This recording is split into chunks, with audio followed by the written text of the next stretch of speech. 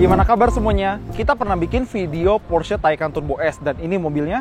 Kita bikin video lengkapnya ada di sebelah situ. Dan mobil ini punya tenaga sekitar 760 tenaga kuda lebih, torsi 1050 Nm, dan si Porsche Taycan Turbo S ini harganya sekitar 6 miliar. Tapi kalau misal pengen yang sedikit lebih masuk akal, di sini ada Porsche Taycan aja, nggak ada buntutnya. Jadi ini cuma Porsche Taycan, nggak pakai Turbo S, GTS Turbo, nggak pakai gitu-gitu. Cuma Porsche Taycan. Bedanya kalau yang turbo tadi dual motor, penggerak all wheel drive, ini single motor di roda belakang jadinya penggerak rear wheel drive.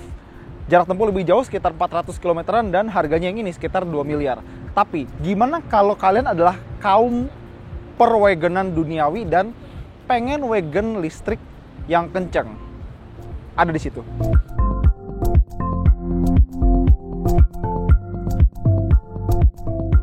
Jadi semuanya perkenalkan, ini dia Porsche Taycan Cross Turismo. Jadi sama seperti yang sedan yang kalian lihat tadi, dia ada varian 4S, Turbo, dan Turbo S. Tapi bedanya ini bentuknya estate atau wagon dan dia sedikit lebih jangkung biar lebih pede buat dipakai ke jalanan rusak. Tapi siapa yang mau ngabisin sekitar 4 miliar buat dipakai ke jalan rusak? Tapi siapa tahu gitu kan ada yang mau pakai dengan cara demikian. Sekarang kita bedah aja dari depannya, dan depannya tuh hampir sama seperti Taycan yang biasa. Bahkan dia juga punya bagasi depan yang seperti Taycan sedan. Kapasitasnya standar dan dia sedalam kira-kira satu lengan orang dewasa. Dan di sini bisa buat masukin macam-macam, kabel charger, tas, koper, belanjaan, hewan peliharaan kalau mau. Tapi kejam ya.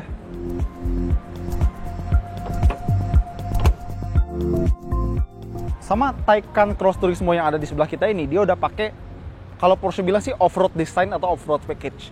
Bedanya ada di sirip-sirip plastik yang di sini, biar kalau kita pakai mobil ini di jalanan yang nggak bagus, kerikil tuh nggak langsung kena cat body atau bumper, tapi kena ini duluan.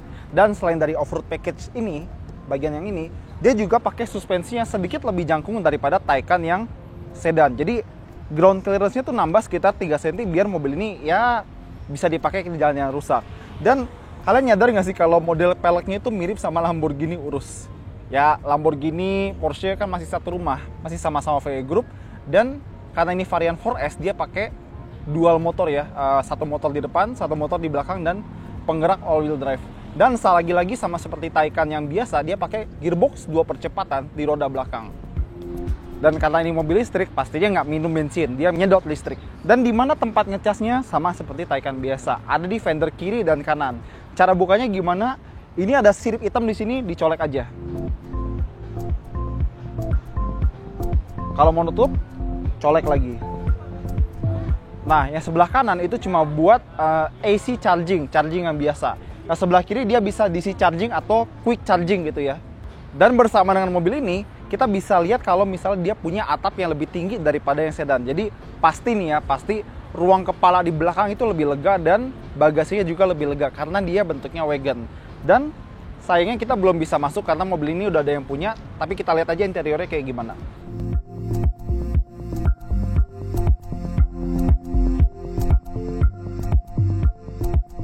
Seperti yang kalian lihat tadi, interior itu hampir sama aja seperti Taycan yang sedan, cuma beda di headroom penumpang belakang sama bagasinya lebih lega. Dan kalian lihat handle pintunya dia agak nongol kayak gini, berarti dia lagi nggak dikunci.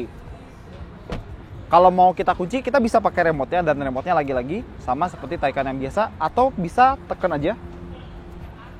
Dia bakal langsung flush sama bodi dan berarti dia udah kekunci. Kalau mau dibuka, kantongin aja kuncinya dan tinggal masukin tangan ke bawah handle pintunya. Kaca frameless ya, seperti Porsche lainnya. Dan karena ini dia adalah station wagon, pasti dia punya akses bagasi yang lebih luas dan lebih kotak. Tombolnya tetap di sini ya. Elektrik pastinya. Dan seperti yang gue bilang, karena atapnya lebih mundur, tinggi dan bukanya lebih kotak, dia jadi lebih praktis kalau misalnya kita lagi belanja barang di IKEA atau depo bangunan. Mungkin, siapa tahu kan.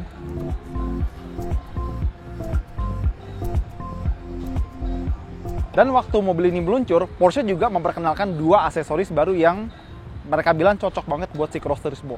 Aksesoris pertama ada Performance Roof Box. Kan lihat mobil ini kan punya roof rail ya, buat ditaruh roof box atau semacamnya. Nah, Porsche bilang si performance roof box itu adalah roof box yang bisa menahan beban sampai 200 kg dan bisa dipasang di bagian atasnya. Kedua adalah Porsche Bike Carrier. Ini buat rak sepeda di belakangnya. Jadi bisa naruh sampai 2 sepeda di belakang, dan kalau rak sepeda lain itu biasanya kalau kita lagi bawa sepeda, kita nggak bisa buka bagasinya. Nah, karena ini buatan Porsche sendiri, misalnya lagi ada 2 sepeda di sini pun yang kita bawa pakai Bike Carrier tadi, bagasinya bakal tetap bisa dibuka seperti biasa. Ya iya sih, aksesnya jadi harus dari samping, tapi paling nggak ada kelebihan seperti itu.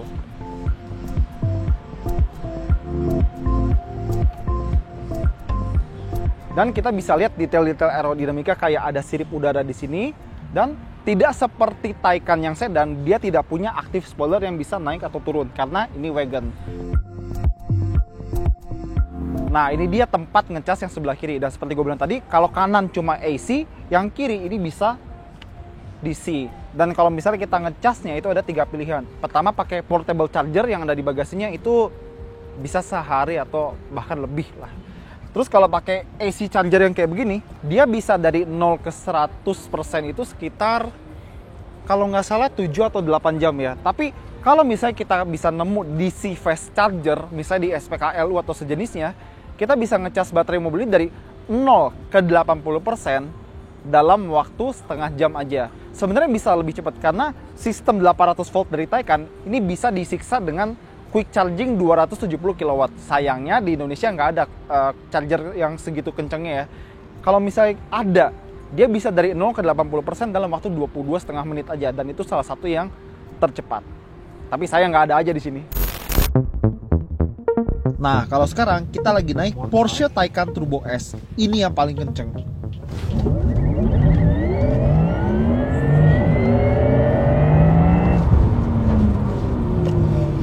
0 ke 100 2,5 detik atau bahkan bisa lebih kencang.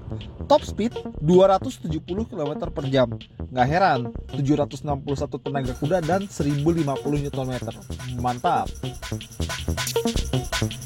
Terus gimana soal baterai, tenaga, torsi, akselerasi, dan top speed?